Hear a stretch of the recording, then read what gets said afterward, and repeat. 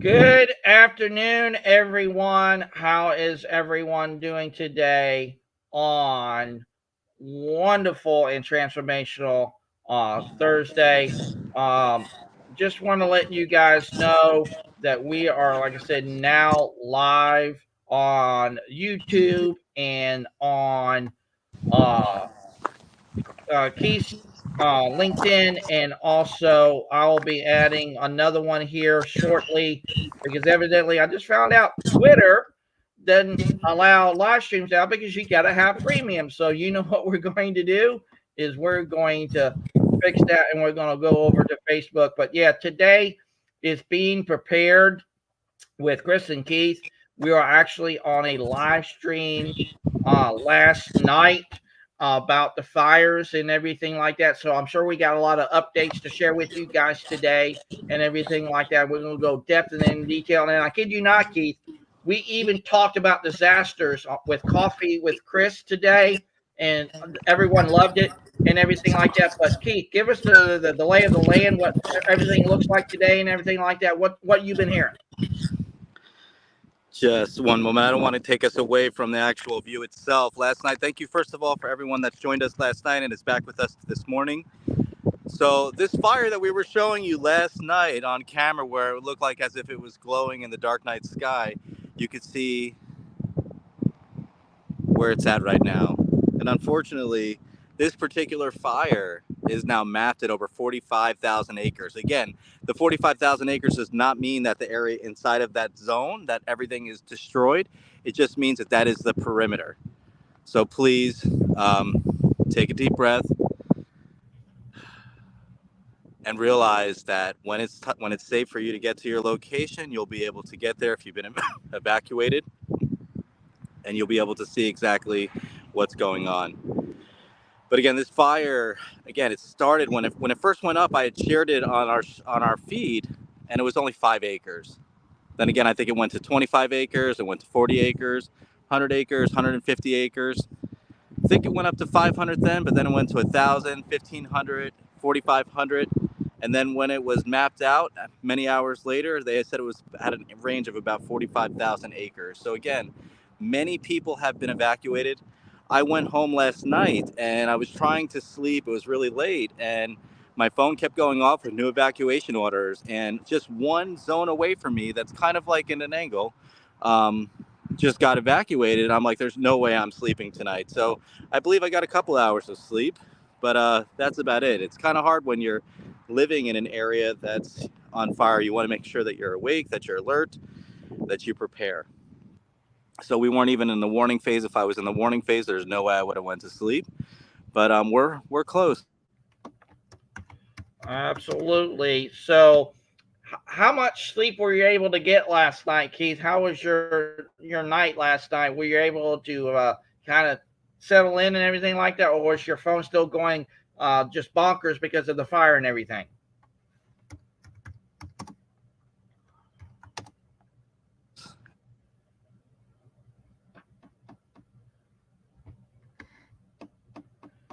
And hopefully, we'll get Keith back here in just a little bit. So again, this is just again one section of it, small part in Butte County and Chico, California. So we were going to dive into preparedness techniques and what you can do. We put out plenty of posts last night about telling people what they can do if you're currently not evacuated, and if you're in a warning zone right now, or if you're at the northbound of the fire or wherever the wind is blowing towards, the steps that you want to take. First of all, if you are in Butte County, you want to make sure that you're going to readybutte.com, and you want to find out, first of all, what your zone is, learn more about your zone so you know when to evacuate, sign up for the code Red Alerts. That is going to send you an alert to your phone to tell you exactly when to evacuate based upon your address itself. Also, to build a kit, to build a bag. CAL FIRE has a really amazing tool for their evacuations. So please look into that so you can build a kit. There's also one on ready.gov too as well to build a kit. Make sure also all of your cell phone devices, if you have a computer that has a hotspot, make sure everything is fully charged, because you may not have an opportunity to charge it after being evacuated. Also know, if you are local within the Butte County area right now and you're looking for shelter, that the neighborhood church is currently open right now. And there is also a animal shelter for small animals and large animals that are open too as well, which are in Oroville. So just know that there are resources available for you. Of course, during any type of disaster event, that it's great to call 211 to learn more about any other resources that may be available, and to just really take a breath for a moment and realize that if you've lived in this area for a long period of time, you've been through this before. We will get past this. We're Butte strong. And I realize that this does bring up many memories of the past fires, but just know that your community members are here for you. Absolutely. And doesn't this look a lot different than yesterday, Chris? It does. It does. And hopefully that's a good sign that it's not as tall as it was yesterday. So that's still a good sign. But I believe the thing that we really got to be cognizant of is how, you, again, like you said, how wide it's gotten from the perimeter standpoint. I don't know if you're on mute or if I'm on. You're good, Keith. Let me try to put my earbuds in so I can't hear anything.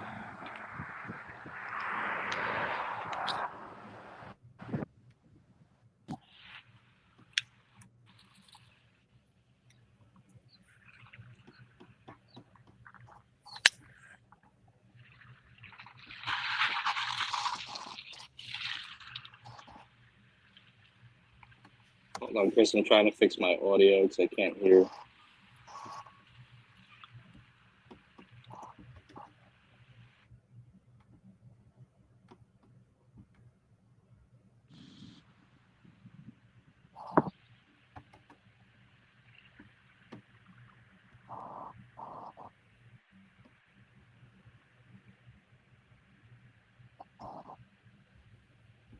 I can't. You good? Are you okay, Keith? Anything.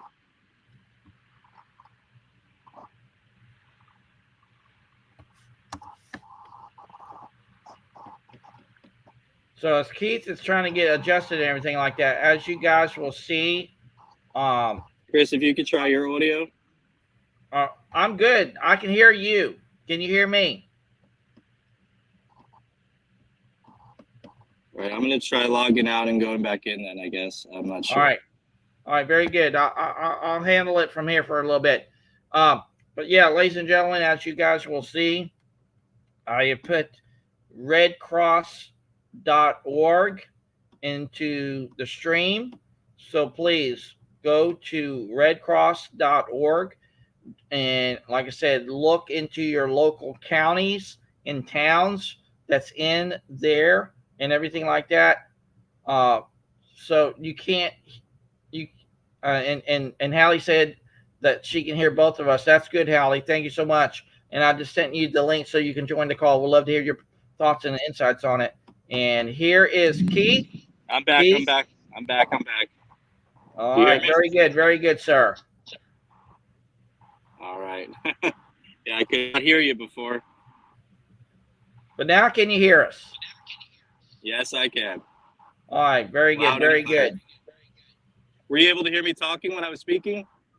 Yeah, I can hear you fine, but I must have been a technical glitch. You just couldn't hear us.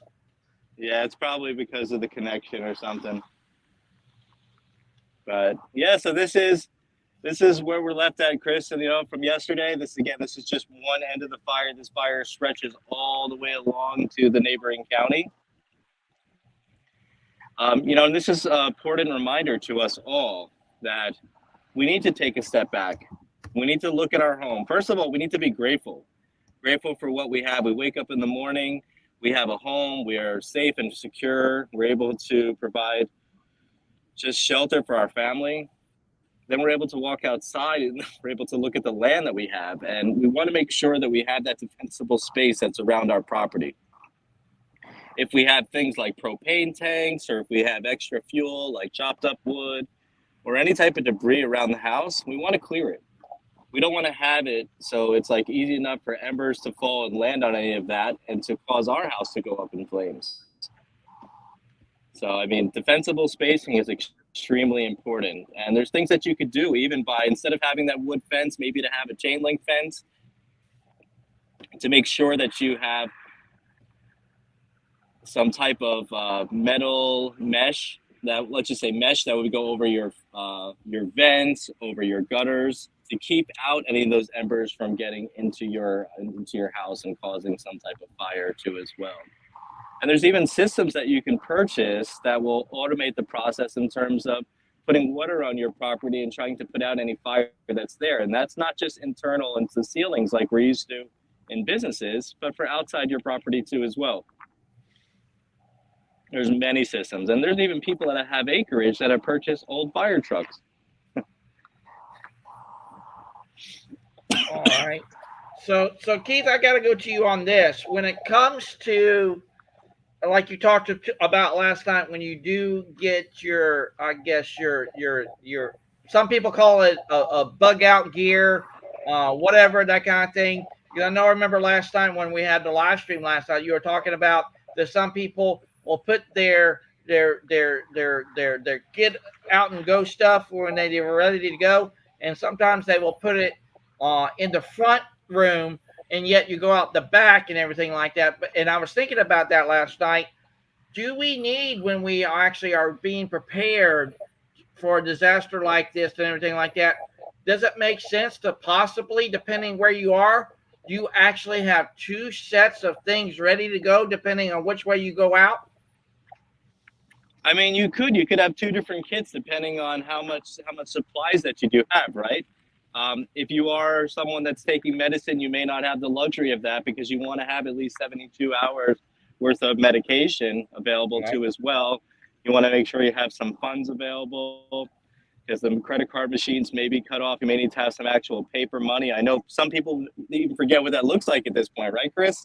Yeah, I don't know. Not many people are carrying that anymore, but when the fiber is burned and people are unable to take transactions without cash, it's hard to really go in and support your family.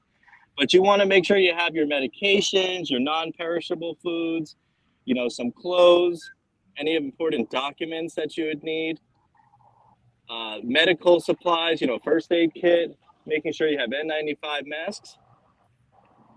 And this is important too as well, even for being outside right now.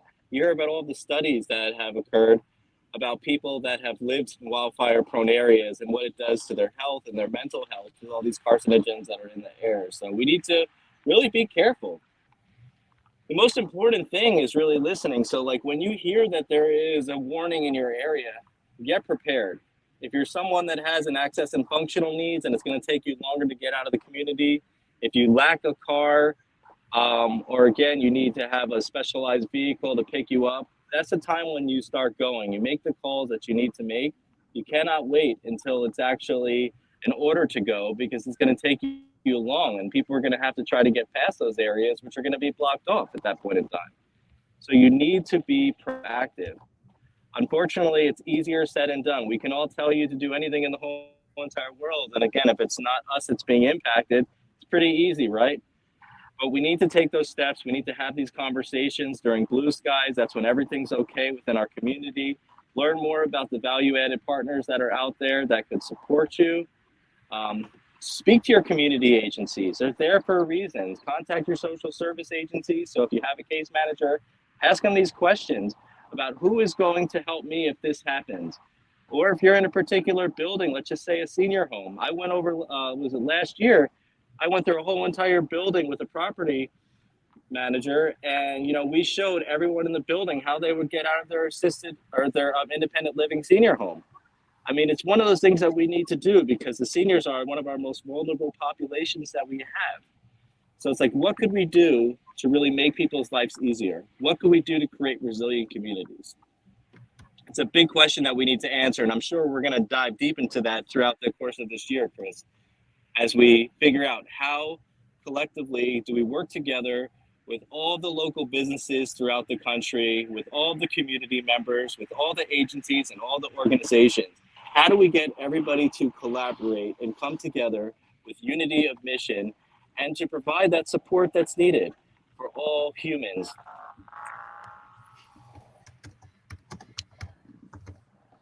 So important. It can't just be something where we're providing support to someone that's in one part of a socioeconomic status. It has to be everyone there. We are all residents of a community. It's so essential for us to get to know our community, to understand the languages that we need to speak, so we can get the messaging out to them and they're going to understand exactly how to stay safe. In the areas like Northern California, there's many people that have moved out here or they come out here to enjoy this nature, to enjoy all the beauty that's here. So they could be out there camping and they could, and there's so many areas, again, throughout California that have no cell phone reception whatsoever. You could drive through for 30 or 40 minutes and you can be in a dead zone. So what do we do with those particular people out there? Or the people that are living off the grid that don't want to be found, or the people that are just off the grid, they don't care if they're found, but they don't have all of the different resources. We need to understand that even if it looks like there's no traditional housing in some of these areas, there's still people that are living there. We still need to get out there, and that makes it extremely hard. If the members of the community are not following the lead of the emergency services when they're asked to evacuate, what happens is they would have to send in sometimes the search and rescue teams to get them, and that puts other people's lives in jeopardy. So again, when you wind up receiving the warning, get ready. When you get the order, it's time to go. Exactly. Well said. And ladies and gentlemen, and like we said last night, and I even said on our call this morning, sometimes we just can't be prepared for everything.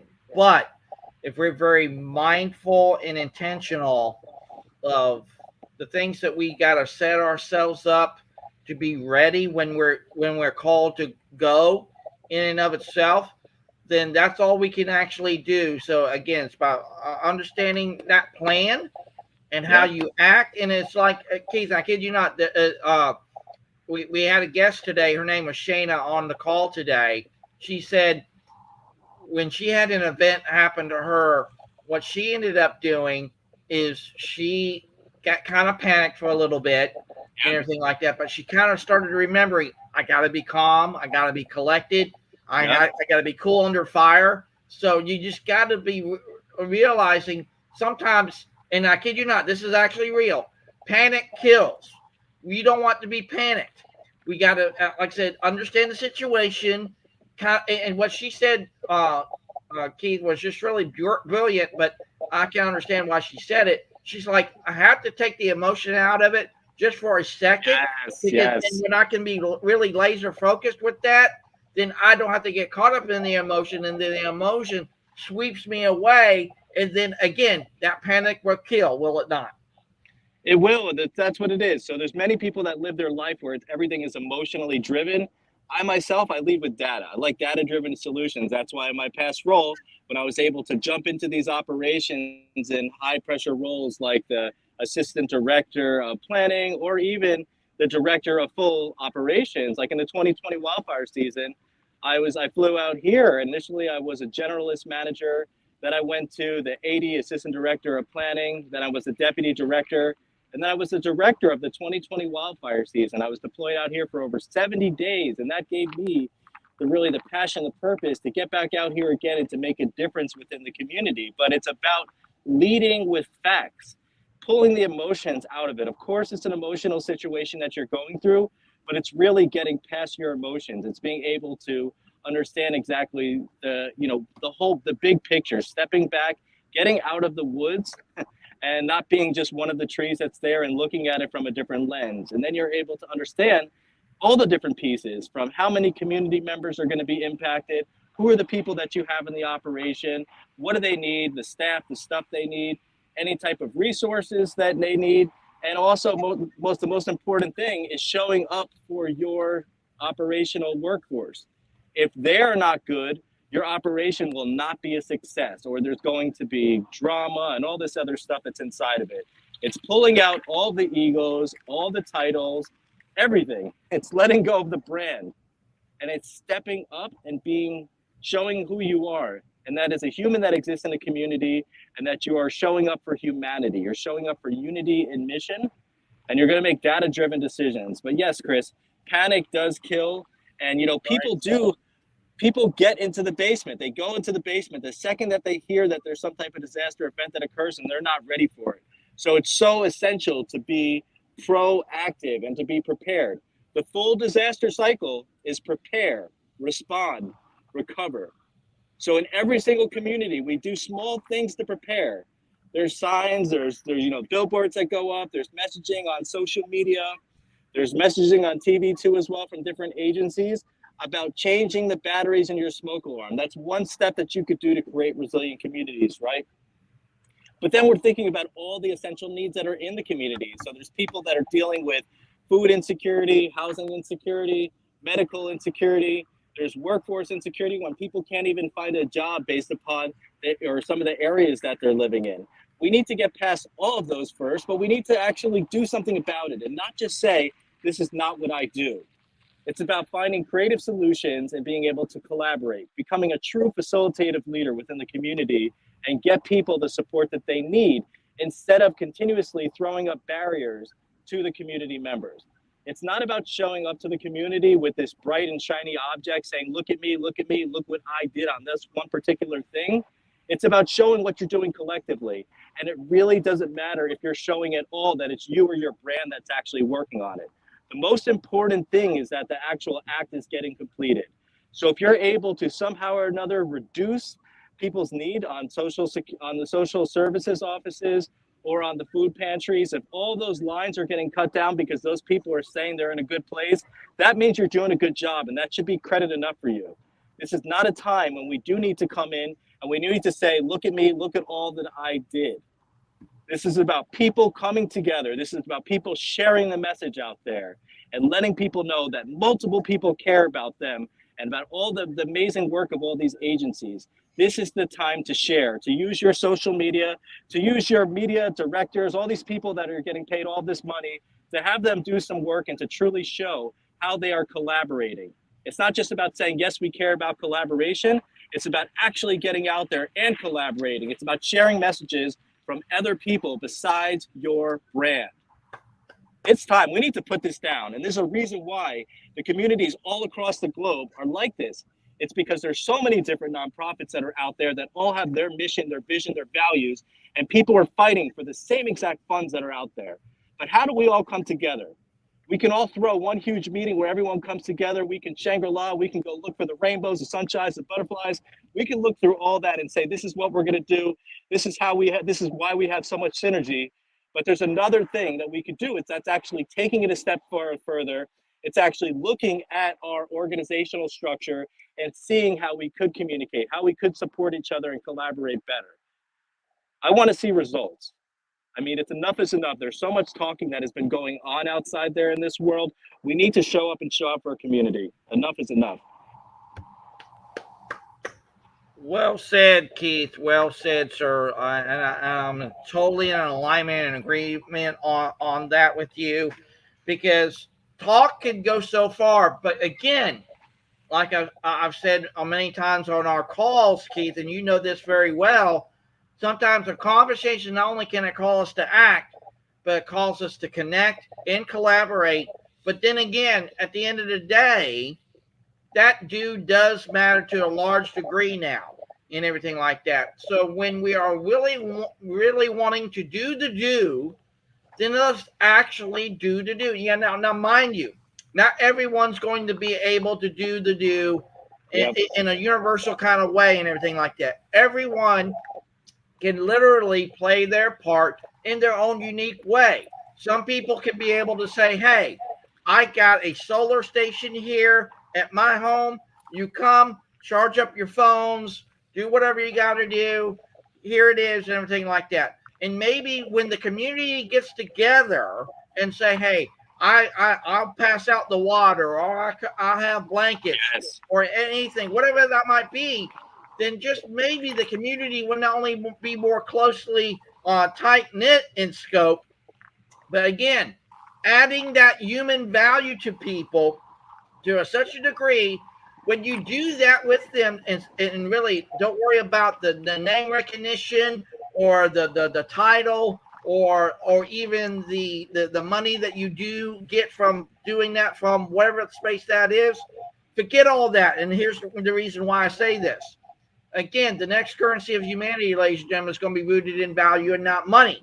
When we value people for who they really are, nothing more, nothing less, then that's going to hit home with them to such a degree they can be able to say, this is what Keith did for me today. He actually went out of his way, got in the car, not only got the medical supplies that I needed, but make sure I had a few things to have that since my power went out, I'd be able to have the non-perishable foods and all those kind of stuff so I can be able to survive for the 2 days, 3 days, week, whatever that might be. And if everyone does a little bit into that very dynamic of that community, the community will grow and thrive because of it, not in spite of it. Do you agree, Keith? I agree 100%, Chris. I mean, and that's what it is. That's all that it takes. If we want to make an impact, we can make an impact. It doesn't matter if you have no money in your pocket or you have so much money in your pocket that you're traveling on vacations all the time. None of it matters. That's all that you have to do is want to have the want, the passion, and you have, if you're able-bodied. And, you know, the whole thing is you don't even need to leave your house to support people. There's so many different volunteer organizations that are out there where you can actually support them just by picking up the phone. During times of disasters, this is a really high issue that one of the big things that actually happen, which is really hard to talk about, is really mental health. And, you know, mental health, when you're struggling with mental health due to fires, and fires keep occurring time and time again, it's one of those things that you feel like you're never, ever, ever going to get away from. But you need people that are calm and cool and compassionate. And they could have done anything for their professional career. But if they're able just to sit and answer the phone and to talk to people in their time of need, they can solve so much for other people. They can really be that voice, be that heartbeat that's going to listen to them. And it's essential. Again, it's tough to talk about because even since the time that I've been here, there's been multiple fires that have occurred. You know, one of the first larger fires that I dealt with was, you know, the Dixie Fire, which was over 1 million acres. And at the time, I was responsible for all of the counties that were actually on fire. So every single day, I was talking to the local county government, emergency services, and making sure that everyone was okay, providing respite for the members too. And, you know, I just think back to that. And you think back to all the other fires that happened since 2020, even the North Complex, or like the Bear Fire, and prior to that, of course, before I got here, which was the Camp Fire, which was such a devastating fire. All those local community members have moved. They've scattered from place to place, and some of them have been impacted by 1 fire, 2 fires, 3. Some of them have been impacted by 4 or 5 fires. And each time they keep moving, thinking that it's going to be better for them, and then all of a sudden another fire occurs.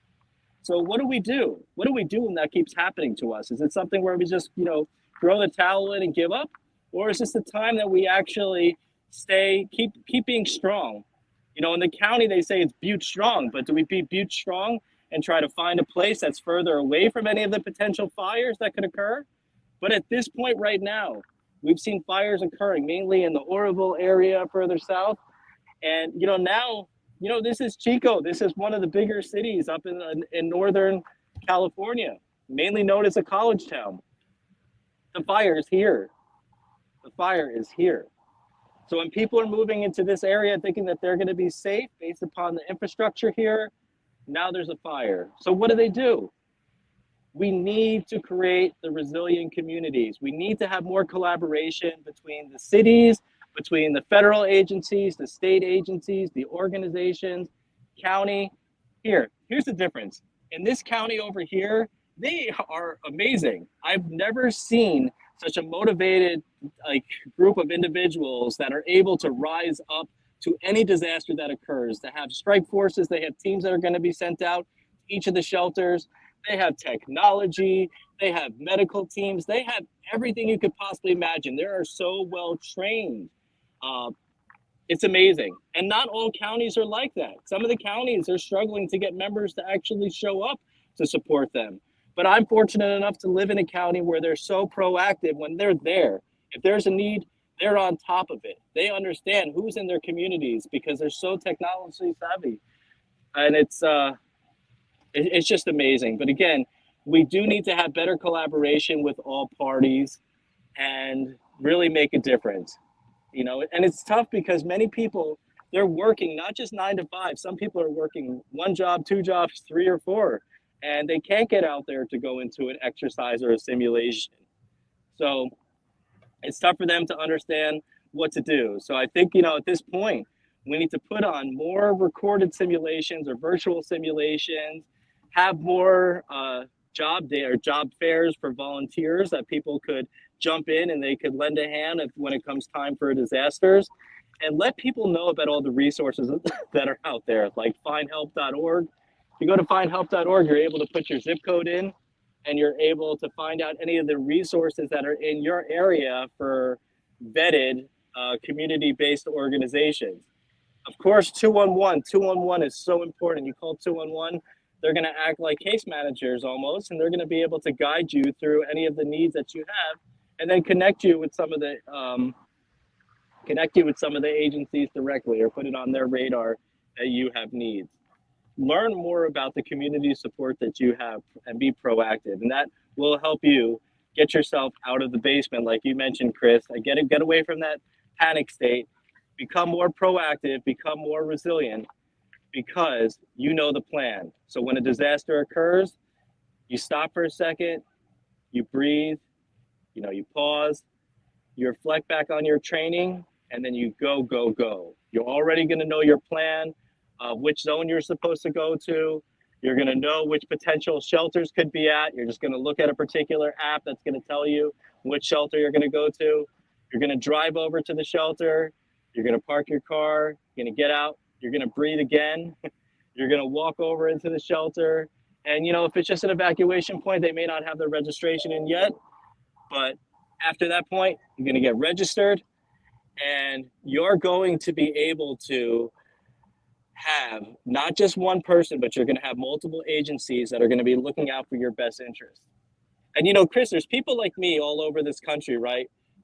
I don't know if they're just like me, but people that have traveled out for jobs and that they don't have families, right?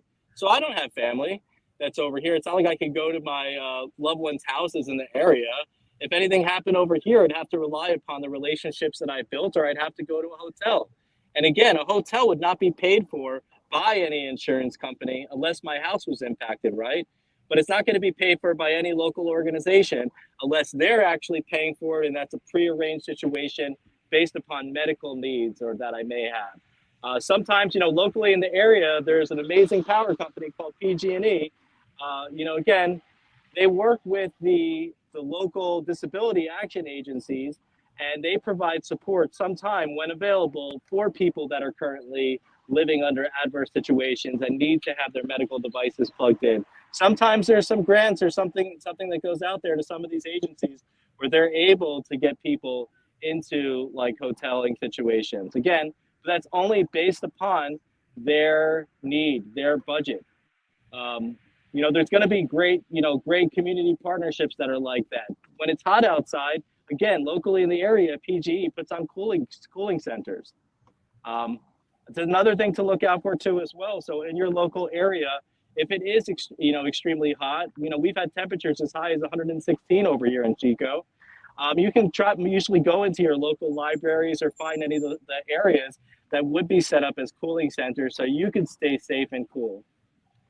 You also want to make sure you're staying hydrated. If you are outside, make sure you're wearing a mask. Masks are essential. Masks are definitely essential, especially if you are around any of the areas that have, extreme amounts of smoke due to the fire.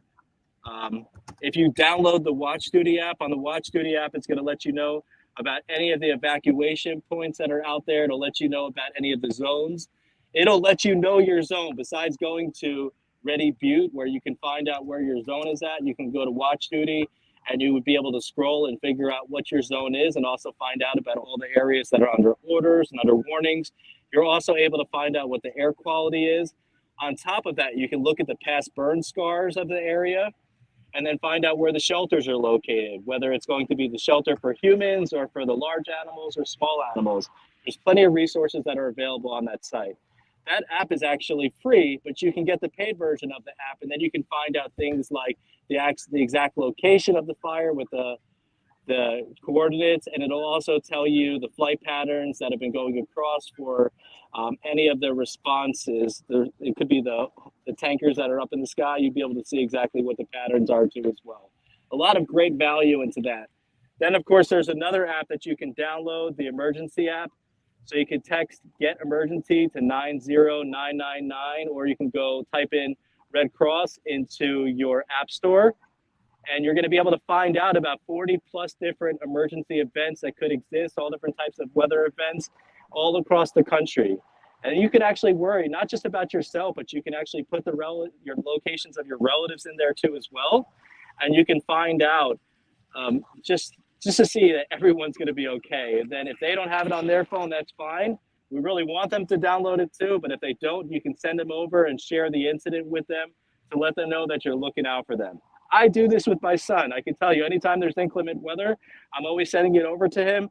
And then he's like, Dad, I know, Dad, I have it on my phone. I downloaded it, Dad. I know, we're looking out. We're fine. I'm fine. But it's just one of those things where you just try to make sure you're doing everything you can to safeguard your family. So again, what we're looking at right now, this is the remnants of the park fires. You still see some smoke that's burning in the distance. Last night, if you look at some of the video that we have from the streams, you'll see how this was really glowing in the dark night sky. And then we have earlier when the CAL FIRE and all the other rigs that were up there that were trying to get out the fire that were out yesterday, we see all different types of colors that were in the sky from the retardant that was put out. Absolutely, Keith. It again, just to want to reiterate, everyone who is in this vicinity where Keith is at today, please, I highly encourage you, like he said, download the Red Cross app, find your nearest shelter, or even find out what is the latest updates and everything. And you can even go to redcross.org, get help, or even just go to redcross.org. There's a lot of information there too as well. And again, know your local emergency management team that's either, like I said, local, county, Yep. state, or even federal too as well. Because Yep. I'm sure if something is going to be deemed a federal disaster area, that's also another thing to also understand too as well. And Keith, why don't you speak to that for a little bit? When it comes to the federal kind of dynamic, how's that played out in the time that you were at the Red Cross? How does that work? Thank you so much. Yeah, so for the federal emergencies, it's a really tricky process. Typically, there's going to be the governor of the state, which is going to declare a state of emergency. They're going to list particular counties. And then for a federal declaration, there's going to have to be significant amount of damage that occurs. And sometimes, typically in most of the areas, especially the rural communities, it's usually just infrastructure that is the one that is getting the federal funding for to repair any of the infrastructure that is lost. For there to be immediate assistance, there are many high thresholds that you have to get past in terms of the amount of damaged structures, and the structures would have to be residences.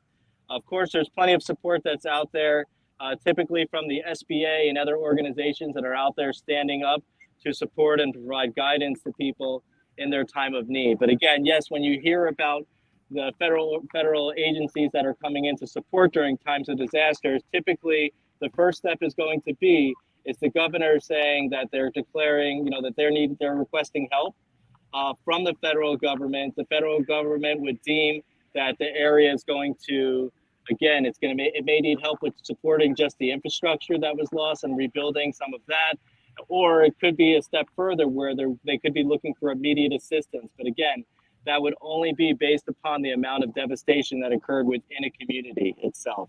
So that's why it is extremely important to be proactive, to understand what type of insurance that you do have.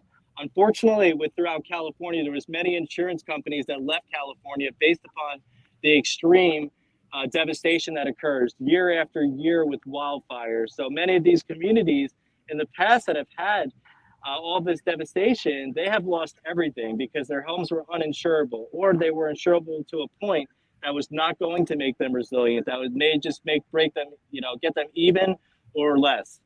So they need to make sure that there's significant insurance that they have.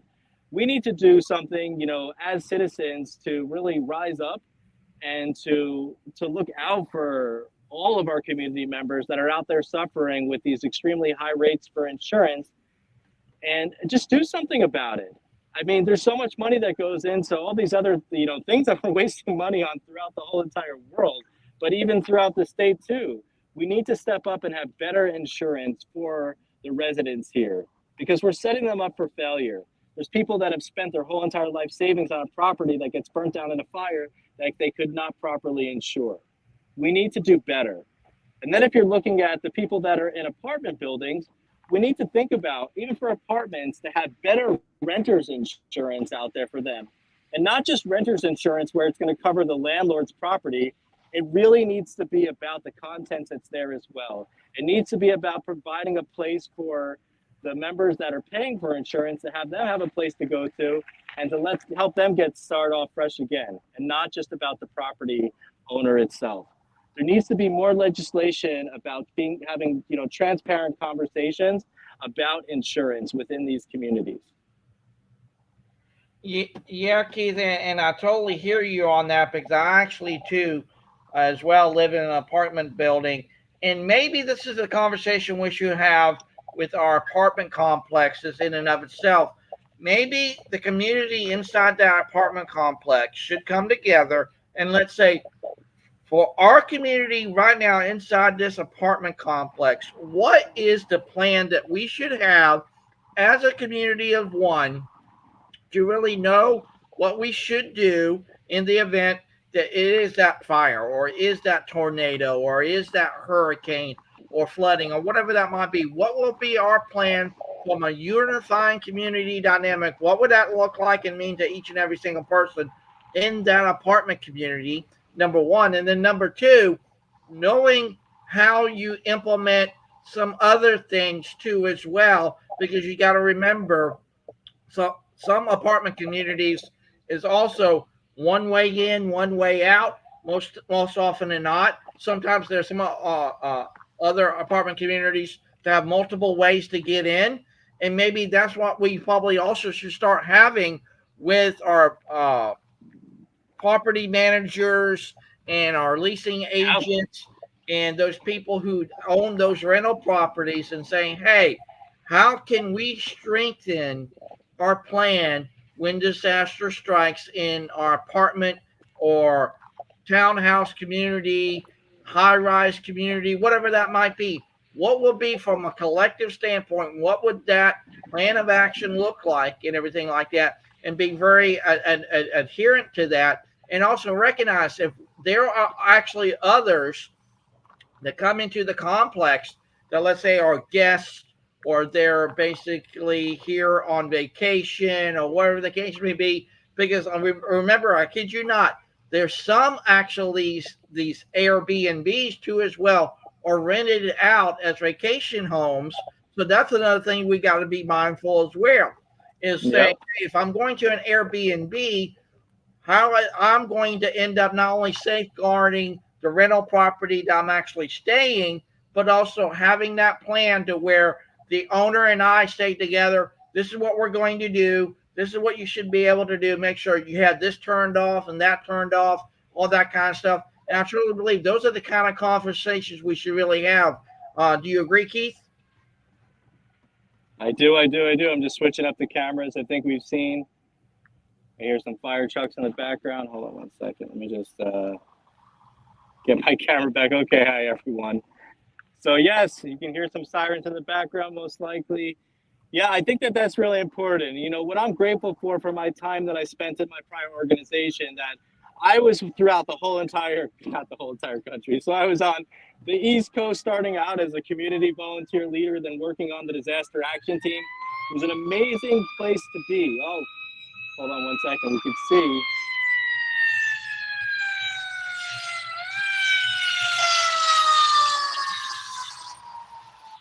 Chico Fire Department, of course, amazing. What amazing group of individuals. So I was able to be a part of many different programs. They have a program called Sound the Alarm. So, Chris, what you were mentioning is they go into complexes like that.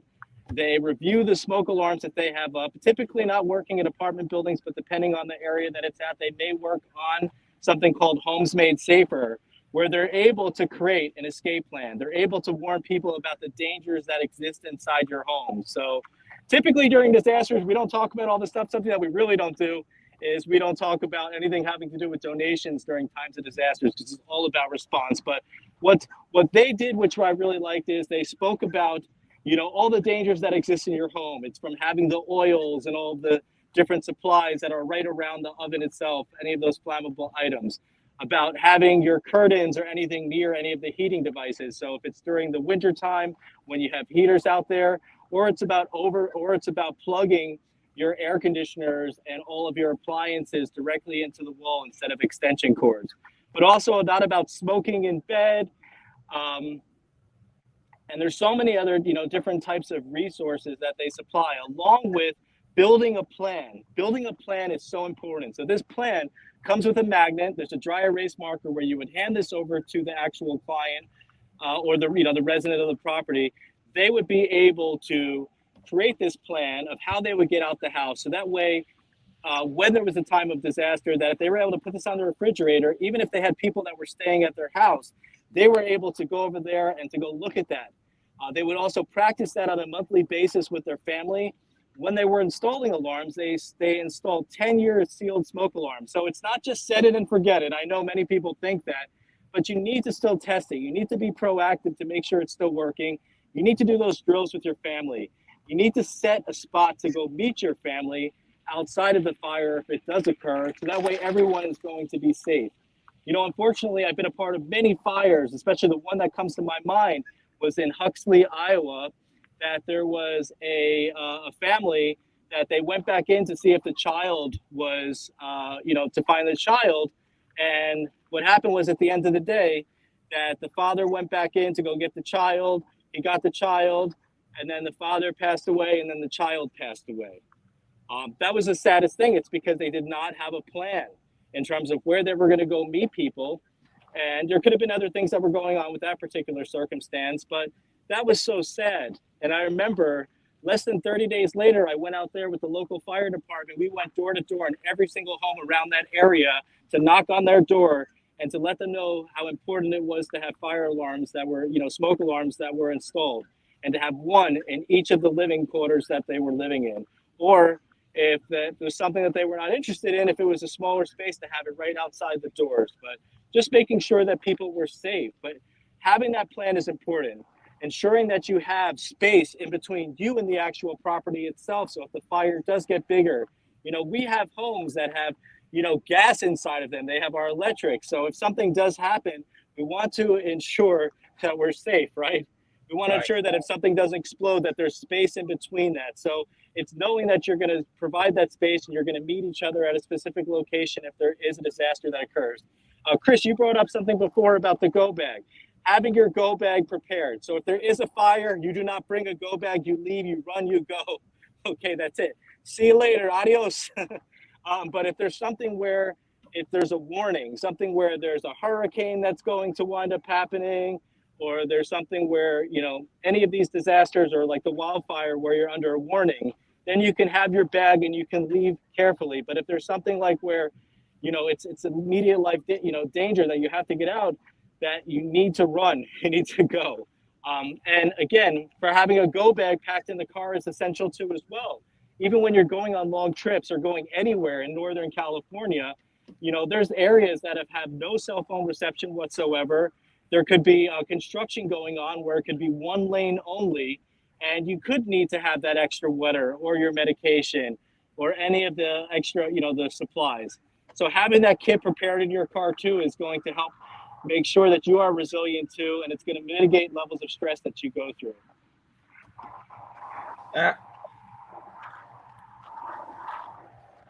And I really love that, Keith. And I got to take some questions now because Sue is actually watching from London, and she asks this: why doesn't the British Red Cross have an app like the one we have in the United States? because evidently she can't see one. Why is that happening probably in Britain? I'm not sure, but I know that throughout one of the connections that I have is the president of the International Federation. That is a question that I can actually reach out and ask. So thank you, Sue. We will get you that answer. That's something that's out of my purview. Again, no longer with the organization, but again, wasn't really up to date with the resources that they had across the pond, as you would say. But Yeah. And she like, also asked this too as well. She asked if you use a multiple, I guess, electrical plug and everything like that, do you need to have a surge protector on it so it doesn't start a fire or anything like that and blow the fuse or everything like that? What's your take on that? Yeah, I would definitely do that. Thank you, Sue. Great question. So if you have electronics or you have things that are valuable, definitely plug them into a surge protector too as well. So if there is a surge of energy for any reason whatsoever, it is going to hurt the surge protector, and it's not going to, most likely it will not hurt your equipment that you have. And if you buy a good enough, which again, most of us don't have the money for, but please do not buy a surge protector or anything from a $5 or $1.25 store. Don't buy anything like that from any of them. Get something that's good that has a warranty on it. There's some of them that I'll say it's warranted for $5,000, $10,000. Get a better surge protector. If you hire the higher amount of equipment that you have, make sure you get something that actually matches it. So it's almost like your car insurance too as well. You want to have the right policy to match your actual vehicle itself. You don't want to do the state minimums if you have a luxury sports car, right? Because it's not going to cover anything. You're still going to be out of pocket. But yeah, I think surge protectors are important. Another thing that you want to look out for too as well. So if you do have a surge protector, if you do have an extension cord, if the ground piece is missing, that little piece at the end, if it doesn't look like a triangle and it's not properly grounded, you do not want to use it because it will also cause a fire too. Absolutely. So then, and then there's another thing that I got to ask too as well. When we do have those times that the electric goes out and things of that nature and that kind of thing, is it good to invest maybe? And this is one thing I've been definitely telling my wife. What we're probably going to end up doing is getting one of those solar charging bank kind of things, like a Bluetti and that kind of thing. What's your take on those? No, I think that's really important. I was like, I actually have something that I need to charge up. So when I was deployed out to Hurricane Ian, the organization did some pretty amazing things for you. Like when you would come back, going back to your the tents, I think we were staying in trailers at that time at the FEMA camp, but we went back there and they provided us with these solar charging devices that you can keep them out there during the day and they'll charge up multiple devices. I think that's very important. You can also go down to your local hardware store. If you're in the US, there's stores called Harbor Freight, which have some pretty cheap and expensive solar panels that you can get, and just get one little panel that could charge some of your devices so you can keep with you in times of need. I think that's great. A great thing that you brought up, Chris. It's all about becoming resilient, and resiliency is not going to occur unless you actually are empowered with the proper resources and the proper training to aid in your resiliency. It's not just about you waking up one day and you saying, I am resilient. It doesn't work that way. I wish it was, because I would already be there and probably be in a whole different planet right now. But, we need to get the proper training. We need to look into all the community organizations that are in our area that could be actually supplying these devices. Within Butte County, there was Ready Butte that was going out there and was providing devices or providing bags for people at different events. Look out for those opportunities. Look out for opportunities where you can build a kit or get the supply list for building a kit to help you and your family become more secure during times of disasters. And again, you can go to ready.gov. Also go onto the CAL FIRE website where you can learn about you can see their evacuation guide, which will have information about building a kit. Absolutely. I just actually put the Bluetti site in the call today so everyone could go check out. And like I said, you can Google it. Whatever brand that you could feel like you're okay to use, go check it out. Solar powered charging stations, and some of these things you can tie in right into your electrical in and of itself. So that's something you can do. And there's so many people out there who are now doing it and everything. So you could find out the one that's not only best suited for you, but find out also for other people who may need one too as well, and say, hey, grandma, cousin Jay, hey, Yep. I got one for you. Here's one, and everything like that. And by doing that, not only are you helping them become resilient and self-sufficient on their own, but you're doing the same thing for your own family. Of course. I mean, and that's what it's all about. It's about truly stepping up for your community, your family, and making a difference. Sorry about this whole flipping thing, trying to get the best view over here in the background too as well, trying to stay out of the sun as much as possible. Yeah, you need to get the tools. And, unfortunately, we're busy people, right? We're working so much that we're unable to actually just stop, and we're able to look at all these other resources or attend these simulations that occur, or to even volunteer, with the local agencies that could make such a difference to the community. Let's see what we can do. Let's really let's make a difference. And it's not. I think I made a video the other day, which really it even stood out for me. It's not about doing everything. It's about doing something. So what I'd love to see, regardless of where you live, regardless of if you live in Butte County, Tehama County, or any of the other counties across the country or world that are impacted by a disaster event right now, make a pledge to do something. That's it. Just do something. Many people can go from meeting to talk. I see this on LinkedIn all the time. I don't understand how people are actually getting paid or doing anything to support themselves if they're constantly on meetings, going from meeting to meeting. Not unless there's generational wealth that's going on throughout this whole entire platform or any of these other organizations. I just don't get it. But we need to get out there. We need to do something. I would love if there was an accountability board for all the corporations, all the organizations, all the people that are on all these platforms talking about things. Let's see it. Let's see it. As they say, show me your receipts. Show me your receipts. Show me what you're truly doing to make this difference. Yep. Anybody can talk. Anybody could have that quick 15 seconds, 15 minutes worth of fame.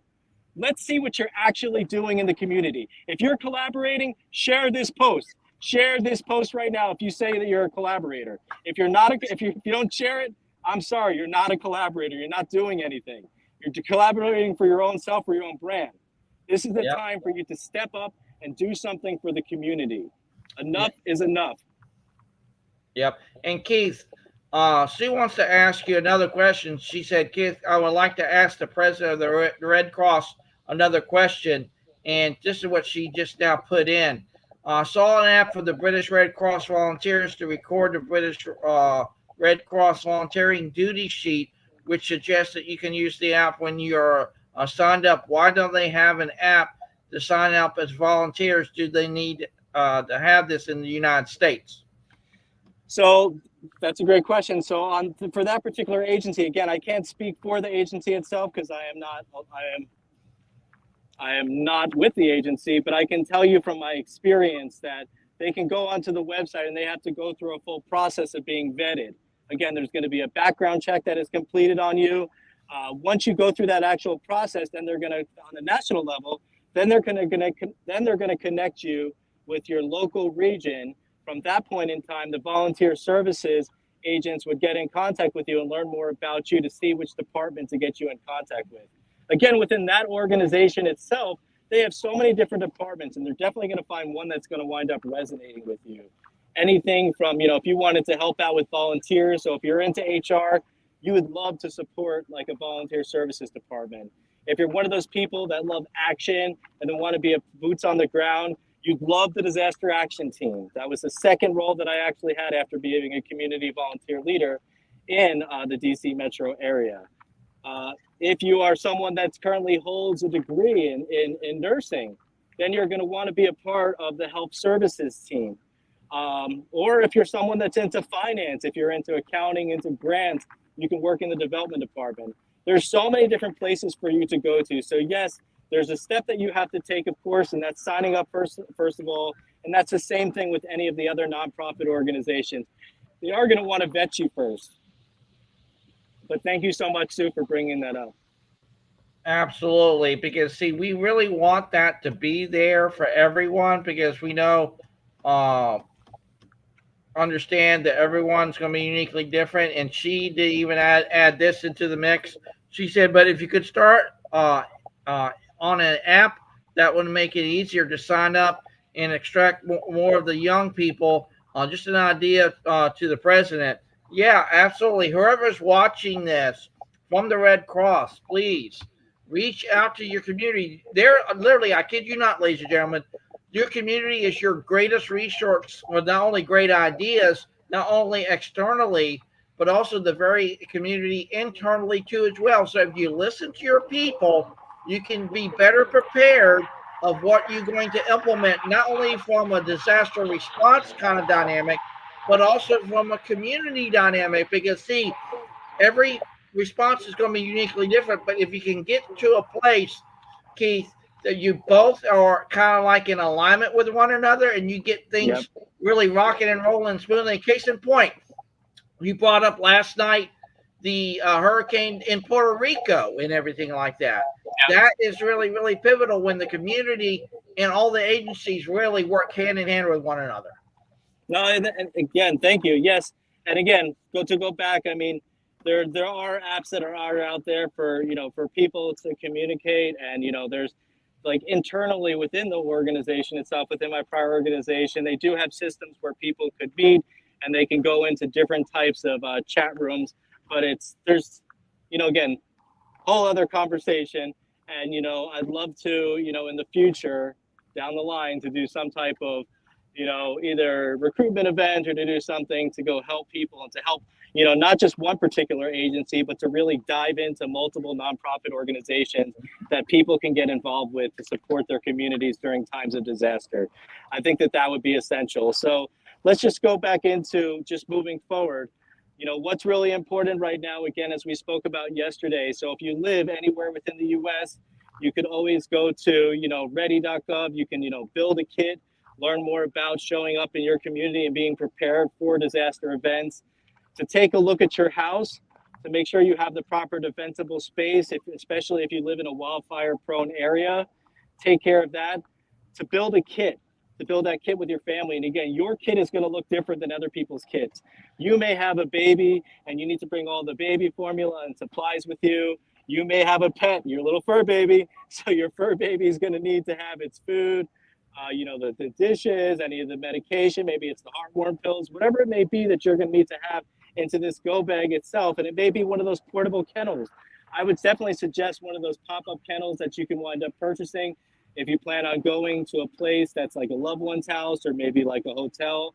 But if you're going to be going into some type of sheltering situations, it'd be better to have a crate like metal situation where you can have your animal, your fur baby secure there too. But building your kit is essential. And then make sure that you're checking up on your insurance to see how insured or underinsured you are, and to maybe put that on your bucket list on the goals that you have, that to manifest having the right amount of insurance so you're going to be safe and sound, you're going to cover your family properly, so you're not going to put yourself into more debt, and you're going to mitigate the levels of stress that you're going through, knowing that your insurance company is going to take care of you. Also, knowing that knowing when to ask for help, to look out for organizations like SAMHSA that could help you if you're going through a disaster situation. It's always good to talk to someone. Don't think that it's a sign of weakness to say, I need help or I'm going through something.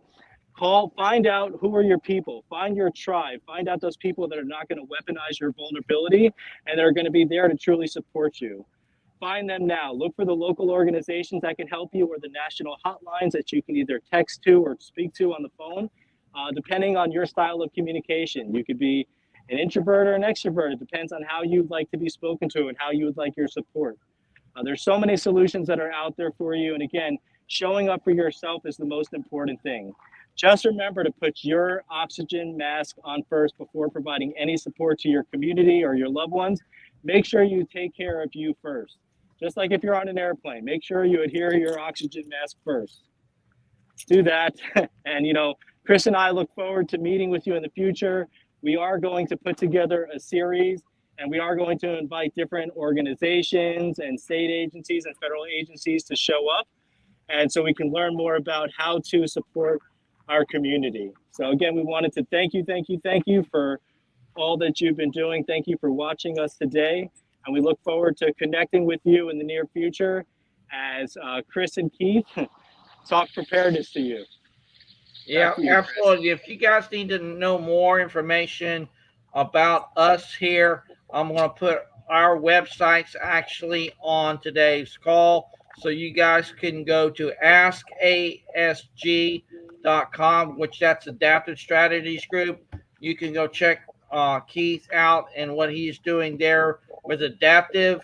And then we also have our other website, which of course Keith is a part of too as well. Also, I'm a part of Adaptive too.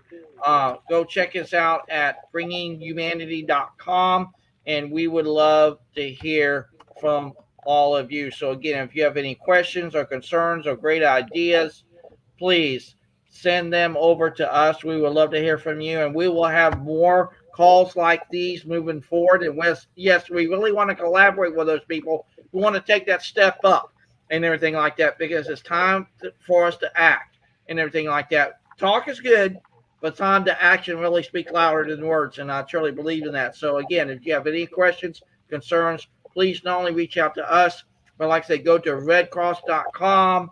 Red Cross, yep. Redcross.org, and Red Cross, the help section and everything like that. So any more final thoughts, Keith, before we go? No, I just wanted to thank everyone again for joining us. And again, if you are in a wildfire-prone area, I'm going to keep repeating this. And again, I don't get paid for this. I just love this app so much, and I feel like it's brought me at least a little bit of sanity. If you go to watchduty.org, again, you can find out information. Hopefully that they have this available in your area. It's definitely available in California and the West Coast, and I know it's expanding throughout the country. But go to watchduty.org. You're going to learn more about fire events that are occurring. It's going to tell you about your zone. It's going to tell you about the air quality. It's going to tell you about the burn scar.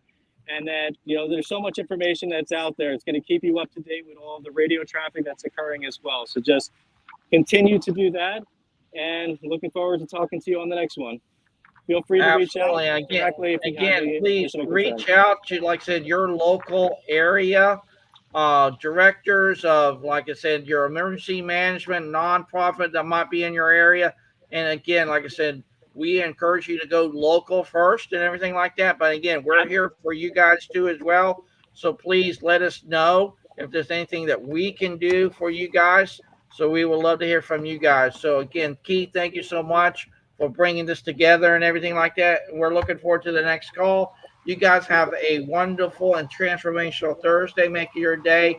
And you will see more of Being Prepared with Chris and Keith in the coming days and weeks. So you guys have a great day. Thank you, guys. Bye, everyone.